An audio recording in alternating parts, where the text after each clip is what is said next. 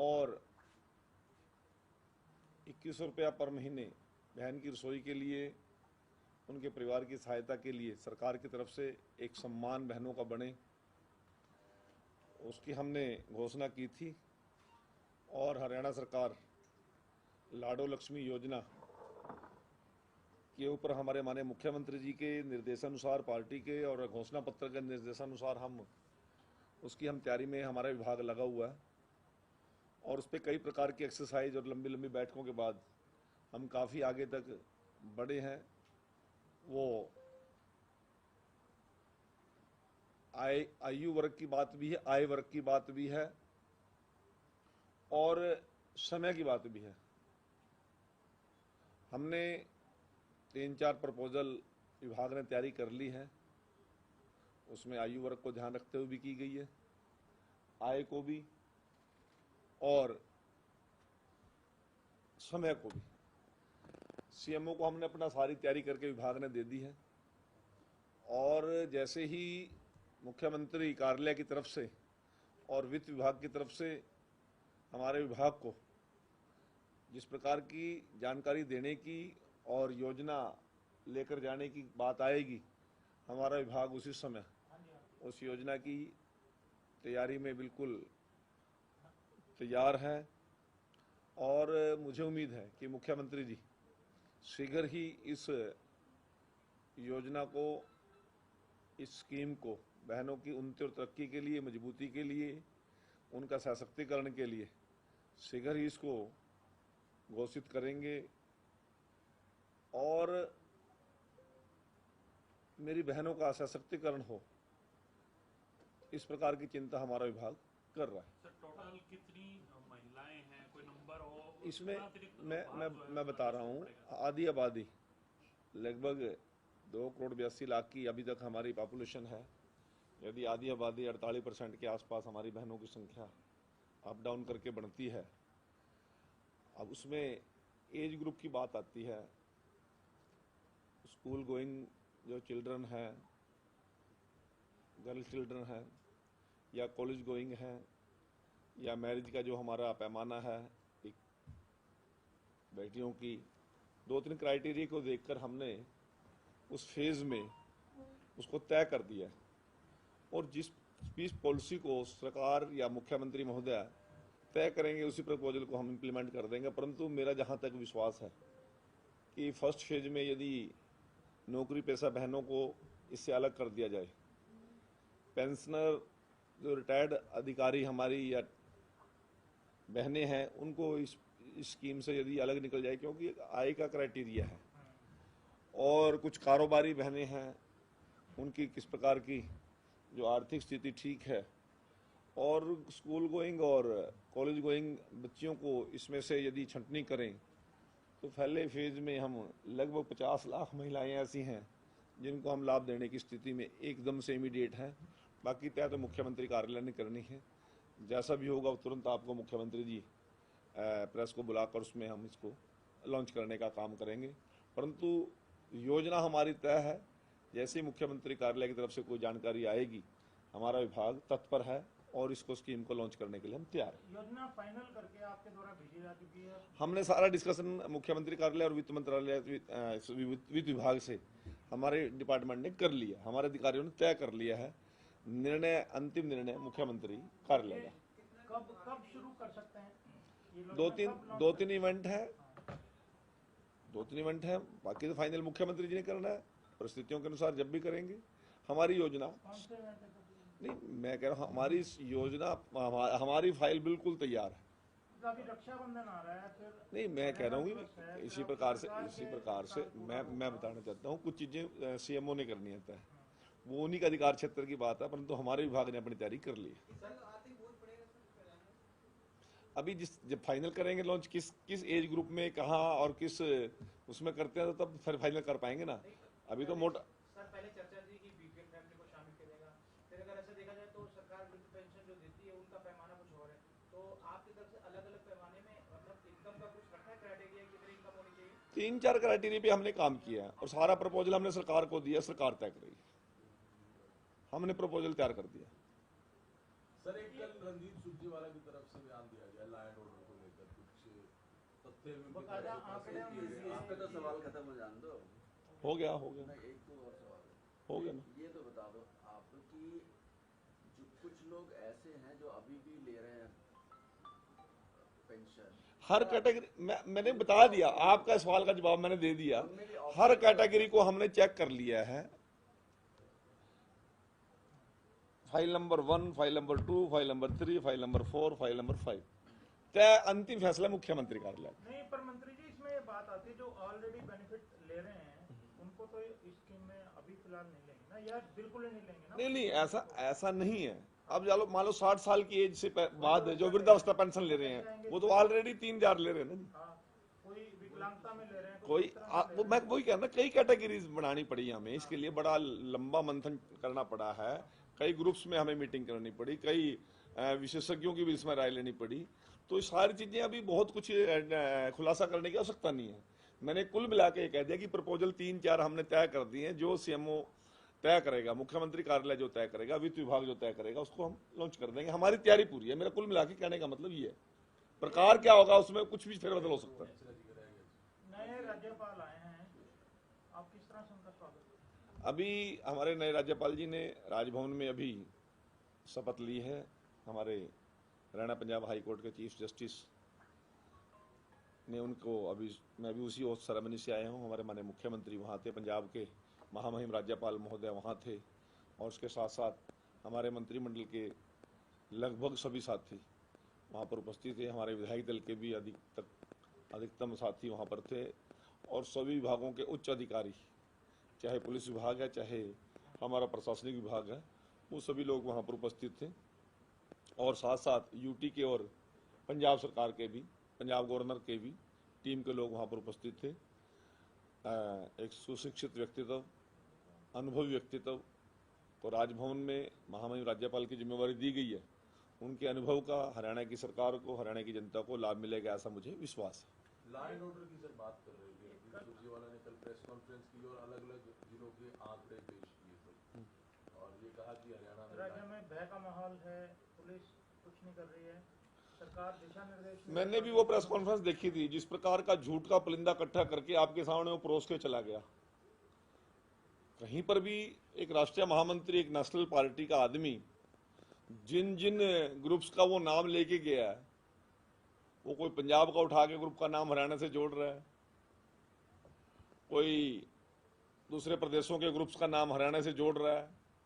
इतनी बड़ी उन्होंने ऐसा भय का प्रेस के अंदर माहौल पैदा कर दिया कि जैसे कोई हरियाणा में सर्वाइव ही नहीं कर पाएगा। रणदीप सुरजेवाला जी हर बयान देकर उसमें भागने में माहिर हैं।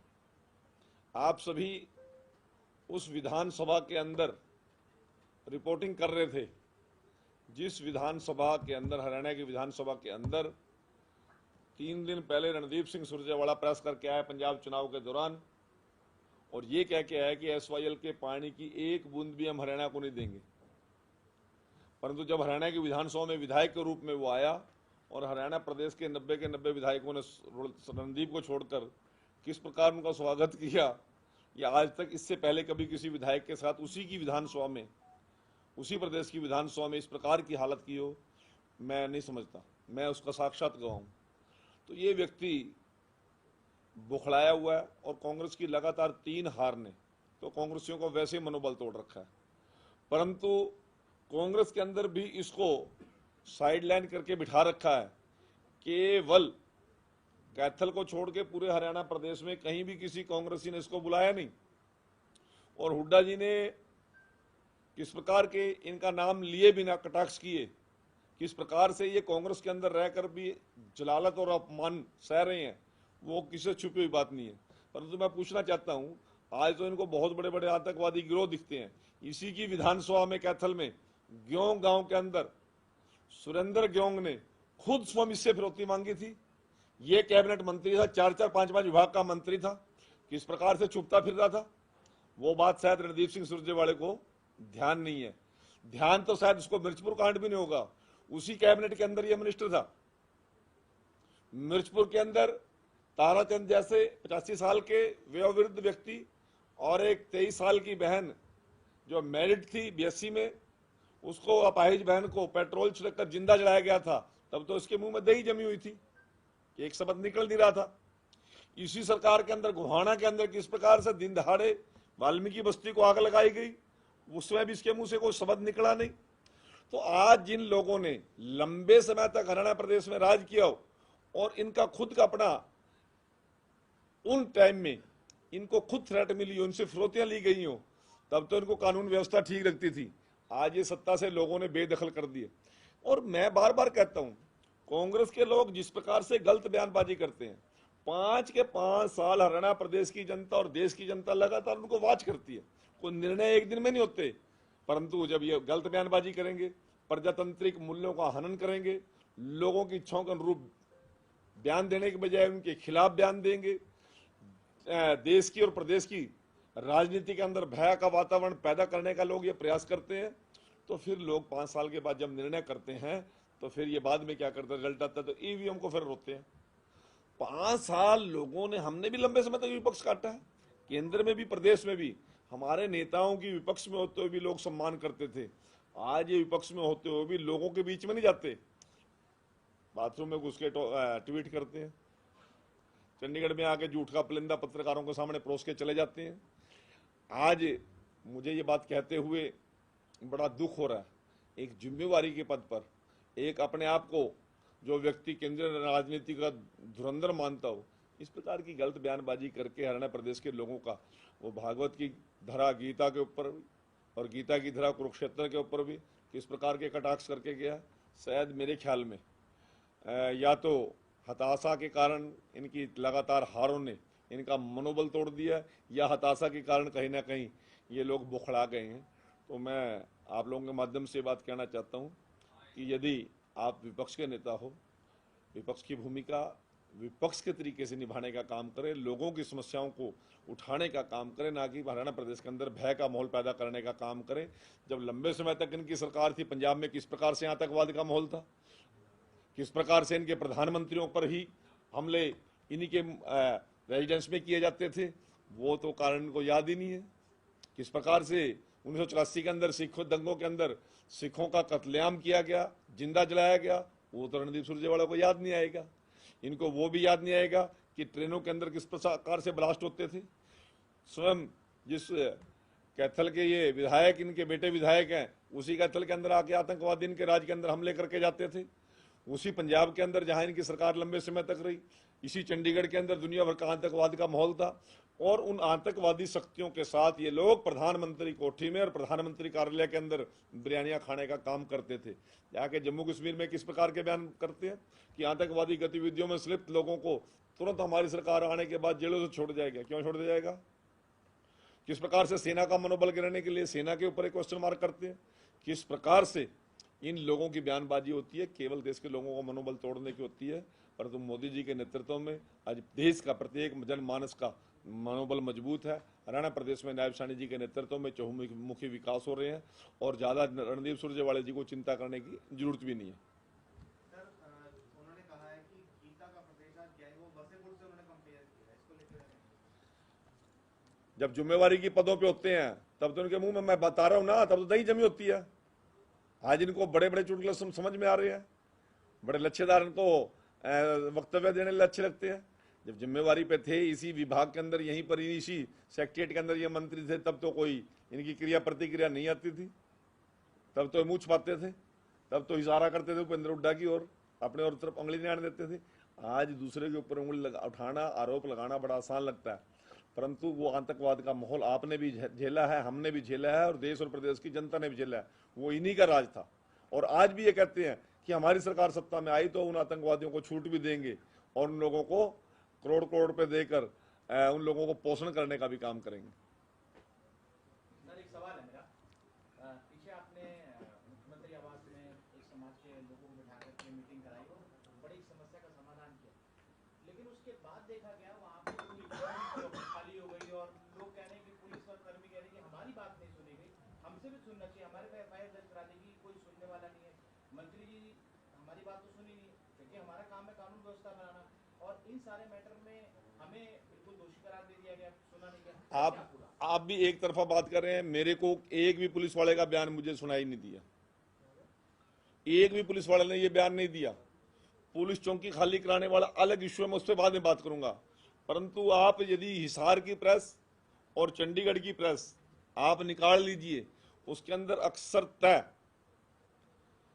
उस बच्चे गणेश के पिताजी के भी यही शब्द थे, वही शब्द माननीय मुख्यमंत्री जी के हैं, वही शब्द मेरे हैं, वही शब्द जो कमेटी के लोग आए थे उनके हैं, वही शब्द एडीजीपी साहब के राव जी के हैं, वही शब्द हमारे एसएसपी शशांक सावंत जी के हैं, और वही के वही शब्द हमारे डीसी हिसार के हैं।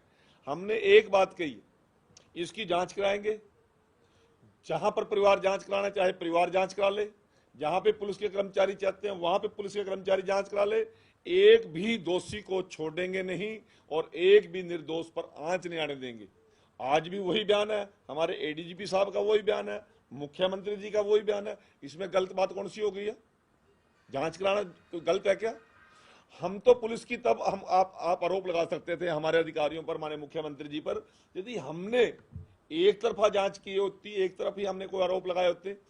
पीड़ित परिवार के साथ भी जिन लोगों ने जाति की है उनका साथ, क्या पीड़ित परिवार को न्याय नहीं मिलना चाहिए?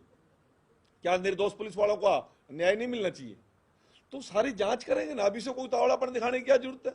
वो चौकी खाली करने वाला अलग मामला था, उसको इससे मत जोड़िए। ये दोनों प्रकरण अलग अलग हैं। चौकी खाली करने पर मैं दूसरी बात कह रहा हूं, वो अलग मामला है, ये अलग मामला है। मैं आप लोगों को ये बताना चाहता हूं कि हमारा सभी का एक ही बयान था कि दोषियों को बख्शेंगे नहीं। यदि इधर से सामान्य नागरिकों ने पुलिस पर कोई वार किया है, हमला किया है, तो उनको भी सजा, उसमें कोई छूट नहीं है किसी को भी। परंतु यदि पुलिस के ने किसी पुलिस वाले की जाति के कारण किसी की जान गई है तो उसको भी जांच करनी चाहिए कि नहीं करनी चाहिए? इसमें कौन सी गलत बात कह दी हमने? और पुलिस का मनोबल बढ़ा रहे, इसकी चिंता मुख्यमंत्री जी को भी है, मंत्री होने के नाते मैं भी करता हूं, हमारे अधिकारी होने के नाते के राव जी भी कर रहे हैं, शत्रुजीत कपूर जी भी कर रहे हैं, हमारे एसपी साहब भी कर रहे हैं। किसी का मनोबल गिरने नहीं देंगे।